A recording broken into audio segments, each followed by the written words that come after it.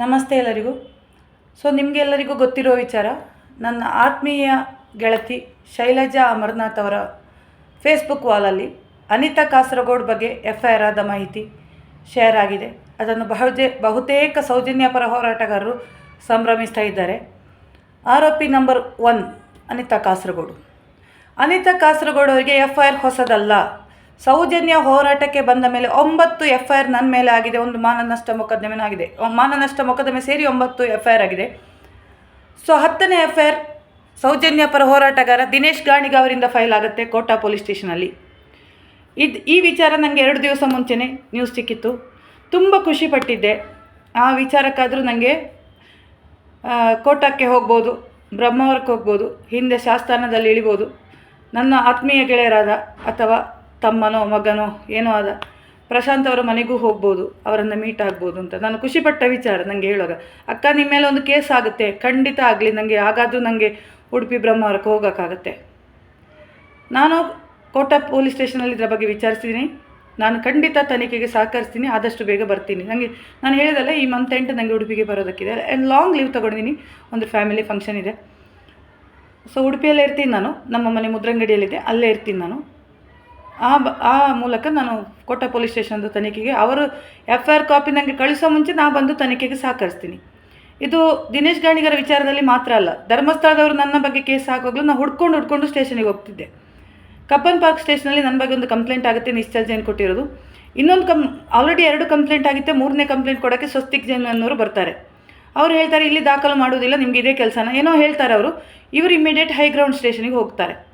ನನಗೆ ಆ ಮಾಹಿತಿ ಕಬ್ಬನ್ ಪಾರ್ಕ್ ಸ್ಟೇಷನ್ನ ಮೇಡಮ್ ಹೇಳ್ತಾರೆ, ಮೇಡಮ್ ಒಂದು ಕಂಪ್ಲೇಂಟ್ ಇನ್ನೊಂದು ಆಗೋದ್ರಲ್ಲಿದೆ ನಿಮಗೆ, ಯಾಕಂದರೆ ನಿಮಗೆ ಆಲ್ರೆಡಿ ನಾವು ಇಲ್ಲಿ ತಗೊಂಡಿಲ್ಲ ಅಂತ. ಇಮಿಡಿಯೇಟ್ ನಾನು ಅಲ್ಲಿಂದ ಆಟೋ ಮಾಡಿಕೊಂಡು ಕಬ್ಬನ್ ಪಾರ್ಕ್ ಇದು ಹೈಗ್ರೌಂಡ್ ಸ್ಟೇಷನಿಗೆ ಹೋಗ್ತೀನಿ. ಸರ್ ನನ್ನ ಮೇಲೆ FIR ಆಗಿದೆ ಅಂತ. ಅವರಿಗೆ ಪೊಲೀಸರಿಗೆ ಶಾಕು. FIR ಆದ ಕೂಡಲೇ ಊರು ಬಿಟ್ಟು ಹೋಗೋವರೇ ಇರೋದು. ನಾನು ಬೇಗ ಹೋಗಿ ಇವತ್ತಲ್ಲಂದರೆ ನಾಳೆ ನಾನು ತನಿಖೆ ಎದುರಿಸಲೇಬೇಕು, ಇದ್ದದ್ದನ್ನು ಇದ್ದಂಗೆ ಹೇಳಿ ಬರ್ತೀನಿ. ನೀವು ನಂಬ್ತಿರೋ ಬಿಡ್ತೀರೋ, ನನ್ನ ಮೊಬೈಲ್ ಅಲ್ಲಿ ಪೋಸ್ಟ್ ಡಿಲೀಟ್ ಆಗಿದೆ ಅಂದರು, ಫೇಸ್ಬುಕ್ಕಲ್ಲಿ ಹಾಕಿದ್ದು. ಮೊಬೈಲ್ ತಗೊಳ್ಳಿ, ನೀವು ಮೊಬೈಲಿಂದ ಕಂಡು ಹಿಡೀರಿ, ಪೋಸ್ಟನ್ನು FSL ಕಳಿಸಿ ತಗೊಳ್ಳಿ ಅಂತ 20,000 ಮೊಬೈಲನ್ನು ಕೂಡ ನಾನು ಕೊಟ್ಟಿದ್ದೀನಿ. ಓಪೋ ಮೊಬೈಲನ್ನು ಕೂಡ ನಾನು ಕೊಟ್ಟಿದ್ದೀನಿ ಸ್ಟೇಷನಲ್ಲಿ, ಹೈಗ್ರೌಂಡ್ ಸ್ಟೇಷನಲ್ಲಿ. ನನ್ನ ಮನೆಯಲ್ಲಿ ನೋಡಿದರೆ ಸಾಲಾಗಿ ಮೊಬೈಲ್ನ ಕವರ್ ಇದೆ, 4 ಕವರ್ಗಳು, ಪ್ಯಾಕ್ಗಳು. ಯಾರೊಬ್ಬ ಕೇಳಿದ ಮೊನ್ನೆ ಬಂದ ಹುಡುಗ, ಮೇಡಮ್ ನೀವು ಮೊಬೈಲ್ ಅಂಗಡಿ ಇಟ್ಟಿದ್ದೀರಾ ಅಂತ. ಇಲ್ಲ, ನನ್ನ ಮೊಬೈಲ್ಗಳೆಲ್ಲ ಪೊಲೀಸ್ ಸ್ಟೇಷನಲ್ಲಿ, ಒಂದು ಮೂಡುಬಿದ್ರೆಯಲ್ಲಿದೆ, ಒಂದು ಇಲ್ಲಿದೆ ಅಂತ ಹೇಳಿದೆ. ಮೊಬೈಲ್ ತಗೊಳ್ತಾನೆ ಇದ್ದೀನಿ, ಆಯಿತಾ. ನನಗೇನು ಹೊಸದಲ್ಲ. I am very happy. Thank you so much Dinesh Ganiga sir. ಕೋರ್ಟಿಗೆ, ಯಾಕಂದರೆ ನನ್ನೊಬ್ಬಳು ಸೊಸೆನೇ ಅಡ್ವೊಕೇಟಲ್ಲಿ ಉಡುಪಿಯಲ್ಲಿ. ಮಾಮಿ ನಿಮ್ಮದು ಎಷ್ಟು ಕಂಪ್ಲೇಂಟ್ ಇದು ಕೇಸ್ ಇದ್ದು ನಂಗೆ ಕೊಡಿ, ನಂಗೆ ಪ್ರಾಕ್ಟೀಸ್ ಆಗುತ್ತೆ. ಇತ್ತೀಚೆಗೆ ಲೋ ಮುಗಿಸಿದವಳು. ಬೆಂಗಳೂರಲ್ಲಿ ನನಗೆ ಸಂಬಂಧಿಕರಿದ್ದಾರೆ.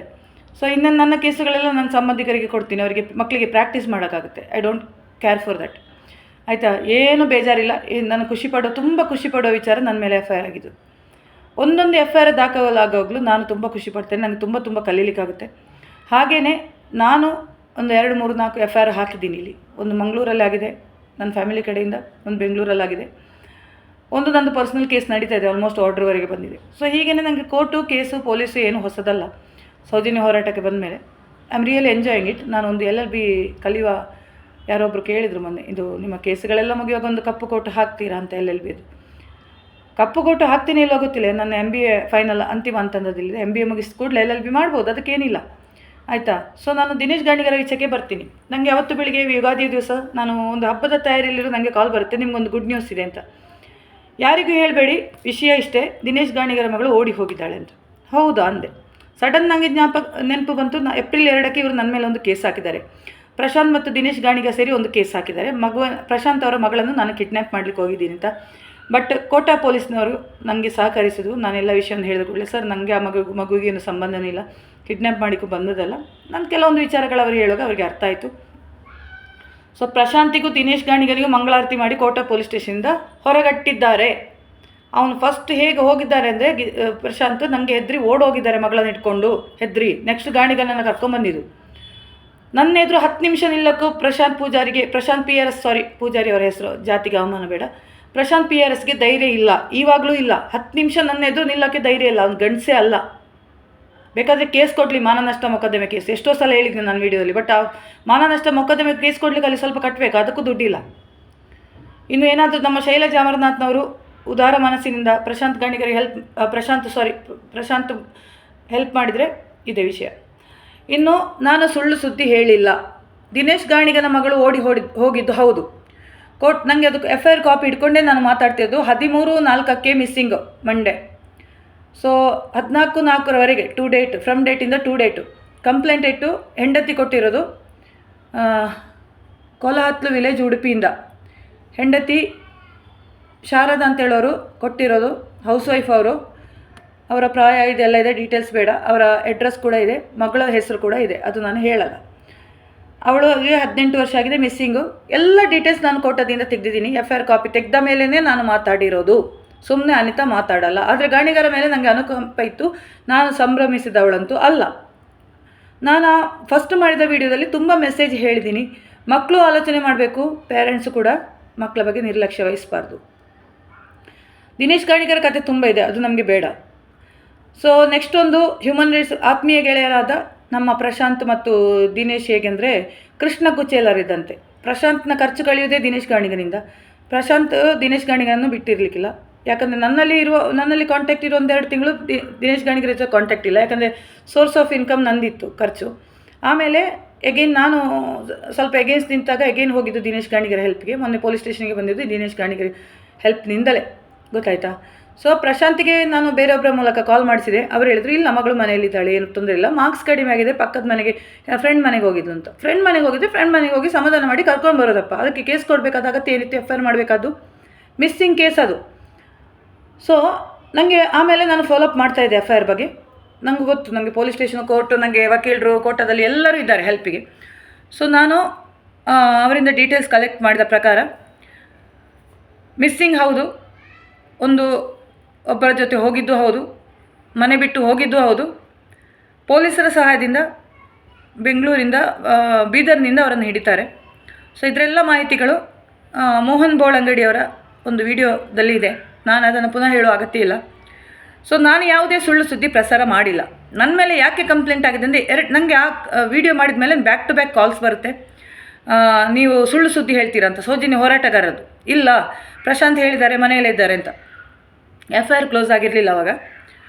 ನಾನು ಅದಕ್ಕೋಸ್ಕರ ಒಂದು ಇದು ಮಾಡಿದೆ. ನನ್ನ ಮೇಲೆ ಕಂಪ್ಲೇಂಟ್ ಆಗ್ತಾರೆ ಅಂತ ಬಂತು. ಕಂಪ್ಲೇಂಟ್ ಮಾಡಿ ಗಾಣಿಗರೆ, ನೀವು ಮಾಡಲೇಬೇಕು. ನನ್ನ ಬಗ್ಗೆ ಇಬ್ಬರು ಕೂಡ ಮಾಡಬೇಕು, ಪ್ರಶಾಂತ್ ಮತ್ತು ನೀವು ಇಬ್ಬರು ಮಾಡಬೇಕು. ಯಾಕಂದರೆ ನೀವಿಬ್ಬರು ಆಟ ಆಡಿದ ಆಟ ನನ್ನ ಮೇಲೆ, ನನ್ನ ಲೈಫಲ್ಲಿ, ನನ್ನ ಹೋರಾಟದಲ್ಲಿ. ನಾನು ಹೊರಗೆ ಬಂದ ಕೂಡಲೇ ಇದೇ ದಿನೇಶ್ ಗಾಣಿಗ ಪಕ್ಕಾ 420 ದಿನೇಶ್ ಗಾಣಿಗ ಏನು ಬೊಗಳಿದ್ದಾನಂದರೆ, ನಮ್ಮದು ಪ್ರಶಾಂತ್ ಇದು ಇನ್ನೂ ಮೀಟಿಂಗ್ ಆಗಿಲ್ಲ. ಪ್ರಶಾಂತ್ ಇವನ ಜೊತೆ ಏನು ಹೇಳಿದ್ದಾರೆ ನಂಗೆ ಗೊತ್ತಿಲ್ಲ.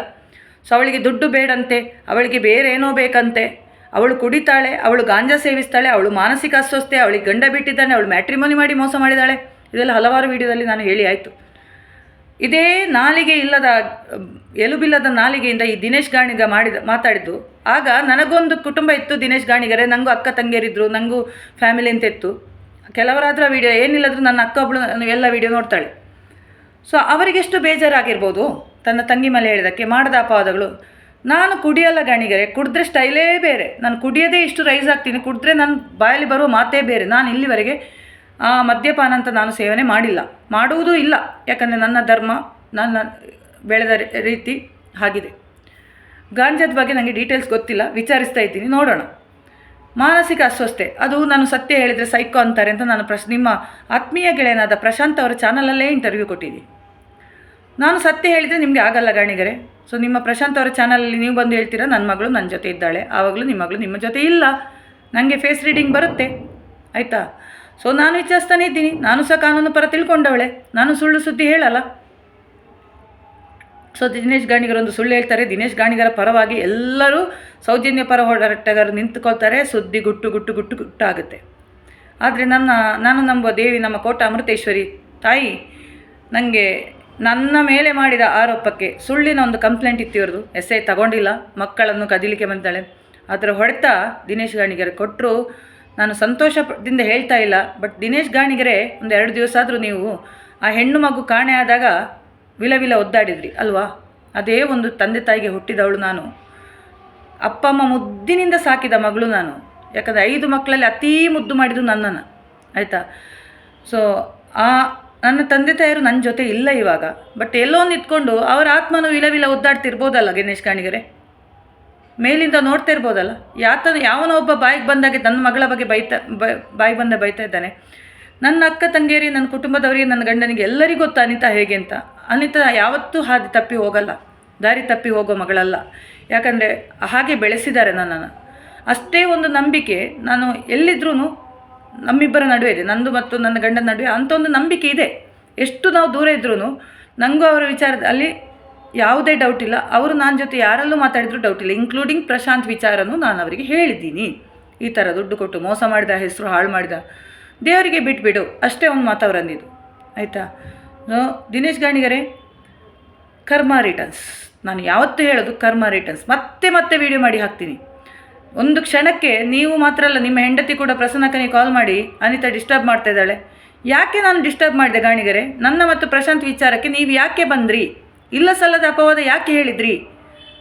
ಬಾಯಿಗೆ ಬಂದಾಗೆ ನಾಲಿಗೆಯಿಂದ ಬರುವಾಗ ನೆನಪಿಡಬೇಕಿತ್ತು, ಒಂದು ದಿವಸ ನನ್ನ ಮಗಳಿಗೆ ಬರುತ್ತೆ ಇದು. ತುಂಬ ದಿವಸ ಆಗಿಲ್ಲ ಗಾಣಿಗರೇ, 15 ದಿವಸದೊಳಗೆ ನಿಮಗೆ ಬಿತ್ತು ಪೆಟ್ಟು. ಇನ್ನೂ ಬೀಳ್ತದೆ, ಇನ್ನೂ ಆಗಿಲ್ಲ, ಬೀಳ್ತದೆ ನಿಮಗೆ ಪೆಟ್ಟು, ನಿಮಗೂ ಬೀಳುತ್ತೆ. ಅಲ್ಲಿ ಅವನ ಕಡೆನೂ ಒಂದು ಮಗಳಿದ್ದಾಳೆ, ಬೆಂಕಿ ಕೈಯಲ್ಲಿ ಇಟ್ಕೊಂಡಿದ್ದಾನೆ, ಅವನು ಆಟ ಆಡ್ತಿದ್ದಾನೆ. ಇವತ್ತು ನನ್ನ ಆತ್ಮೀಯ ಮಿತ್ರರಿಗೊಬ್ಬನೇ ಹೇಳಿದಂತೆ, ನನಗೂ ನನ್ನ ಮಗಳಿಗೂ ಏನೇನೋ ಕೇಸ್ ಆಗಿ ಇದು ವಿಷಯದ ಬಗ್ಗೆ ಅವಳು ಚರ್ಚೆ ಮಾಡ್ತಾ ಇದ್ದಾಳೆ. ನಾನಲ್ಲ ಹೇಳಿದ್ದು, ಸ್ವತಃ ಹೆಂಡತಿಯೇ ಗಂಡನ ಮೇಲೆ ಕೇಸು ದಾಖಲಿಸ್ತಾ ಇದ್ದಾಳೆ. ಮಗಳನ್ನು ಇಟ್ಕೊಂಡಿದ್ದಾನೆ ಒಬ್ಬ ತಂದೆ. ಸೊ ಇದು ನಾನು ಹೇಳಿದ ವಿಚಾರ ಅಲ್ಲ. ನನಗೆ ಪ್ರಶಾಂತ್ ಮಗಳಿಗೂ ಯಾವುದೇ ತಪ್ಪು ಭಾವನೆಯಿಂದ ನಾನು ನೋಡಿಲ್ಲ.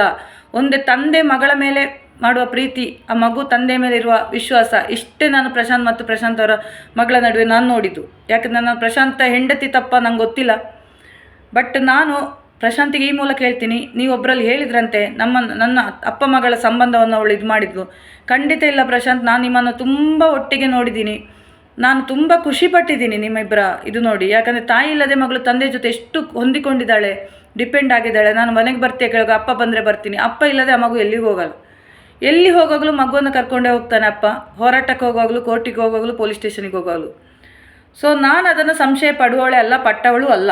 ಈ ಮೂಲಕ ನಾನು ಪ್ರಶಾಂತ್ ಅವರಿಗೆ ಹೇಳ್ತಿದ್ದೀನಿ, ಆಯಿತಾ? ಯಾಕಂದರೆ ಫೋನಲ್ಲಿ ಕಾಂಟ್ಯಾಕ್ಟ್ ಇಲ್ಲದ ಕಾರಣ ಈ ಮೂಲಕ ನೀನೆಲ್ಲ ಪ್ರತಿಯೊಂದು ವೀಡಿಯೋದಲ್ಲಿ ಈ ಮೂಲಕ ನನಗೆ ಪ್ರಶಾಂತ್ ಅವರಿಗೆ ಮಾತಾಡಬೇಕಾಗುತ್ತೆ. ಹುರ್ಕೊಳ್ಳೋರು ಹುರ್ಕೊಳ್ಳಿ. ಮತ್ತು ಇವಳು ಶೈಲಜಾ, ನೀನೊಂದು ಪಾಡ್ಕಾಸ್ಟ್ ಮಾಡು ನಂದು ಮತ್ತು ಪ್ರಶಾಂತಿದ್ದು, ಅಲ್ಲಿ ಕ್ಲಾರಿಫೈ ಮಾಡೋಣ ನಿನ್ನ ಡೌಟ್ಗಳೆಲ್ಲ, ಆಯಿತಾ? ಹೇಗೂ ಕಾಂಟ್ಯಾಕ್ಟಲ್ಲಿರೋಳು ನೀನು. ಇನ್ನು ಗಾಣಿಗರಿಗೆ ಏನಾದರೂ ಕ್ಲಾರಿಫಿಕೇಷನ್ ಬೇಕಿದೆ, ಇದು ಮೋಹನ್ ಬೋಳಂಗಡಿ ಅವರ ವಿಡಿಯೋದಲ್ಲಿ ಸ್ಪಷ್ಟವಾಗಿ ಅವರು ಹೇಳಿದ್ದಾರೆ. ನಾನು ಬೇಕಾದರೆ ಲಿಂಕ್ ಇದರಲ್ಲಿ ಶೇರ್ ಮಾಡ್ತೀನಿ. ಎಲ್ಲರಿಗೂ ದಿನೇಶ್ ಗಾಣಿಗರ ಮಗಳ ಕಿಡ್ನ್ಯಾಪ್ ವಿಷಯವನ್ನು ನೋಡ್ಬೋದು. ಧನ್ಯವಾದಗಳು.